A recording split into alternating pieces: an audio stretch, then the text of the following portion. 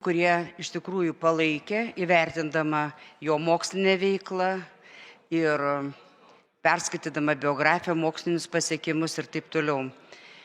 Bet man dabar reikia prisipažinti, kad ir pavartoti turbūt tokį terminą, kad aš sąžiningai klydau. Nes būti mokslininku ir vadovauti tam tikrai moksliniai institucijai ir vadovauti Lietuvos mokslo tarybai, kuri ir iki tol turėjo labai nemažai problemų ir spręstinų dalykų, yra ne tas pats. Ir iš tiesų daug ką galima buvo padaryti.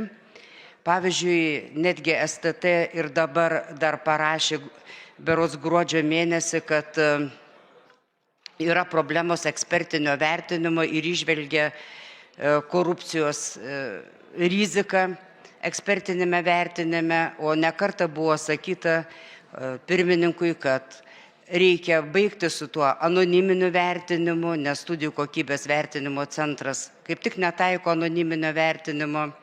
Ir taip pat reikia labai skaidriai atrinkti ekspertus, vertinimo procedūras ir žiūrėti, kokios yra analizuoti, žiūrėti, kokios yra rašomos išvados. Nes ne tik tai, kad naujumas nepagristas arba ten neįtikino pareiškėjas ar panašiai, tai yra niekinės frazės, kurios neargumentuotos, neleidžia vertinti projekto ir turėti atgalinį ryšį.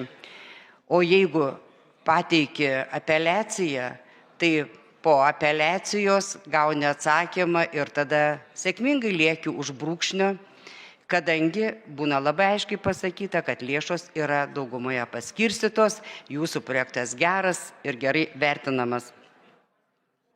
Toliau aš niekaip nesupratau dėl strateginio veiklos plano. Kas čia buvo kalbama? Tai ar yra tas strateginis veiklos planas, ar jo nėra? Galų gale, jeigu valdyba ir LMT pirmininkas negali susitarti dėl poveikio analizės, nusistatyti rodiklių ir procedūrų, tai man labai keista. Toliau, jeigu neaišku, kas yra nuosekli sąsaja su prioritetais, tai gal reikia tada terminus aiškintis, o ne paskui po kiek laiko kelti šitos klausimus ir panašiai. Tai rodo, kad nėra dermės, nėra bendro darbo LMT pirmininko ir valdybos. Ir jeigu valdybos nariai 7 balsavo, kad jau užtenka ir teikia atstatydinimui Seimo, tai atsiprašau LMT pirmininką, tai reikia tada mums turbūt sureaguoti labai rimtai.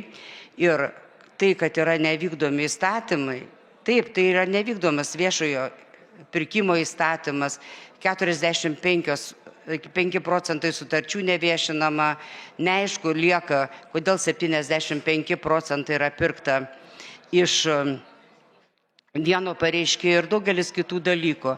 Tai aš noriu padėkoti Švietimo ir mokslo ministerijai ir valdybai, kad galų gale ryžosi padaryti šitą žingsnį ir palinkėti sėkmės ieškant naujo pirmininko, kuris iš tiesų sėkmingai dirbtų LMT. O valdybai taip pat reikia nepamiršti savo misijos ir ieškoti bendrų sąsajų ir bendro darbo, kad Lietuvos mokslo taryba vėl taptų ta institucija, kuri yra verta pagarbos. Ačiū.